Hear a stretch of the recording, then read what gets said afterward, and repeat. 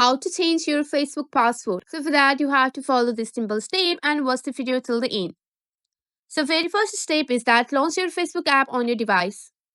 Once you have launched your Facebook app, on the bottom right corner of this screen, you can see the menu. You can just tap on that. After that, scroll down, go for your setting and privacy and tap on the setting option.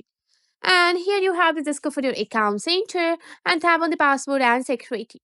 And here you will find the option called change password. Just go for that and select your and you have to select your profile.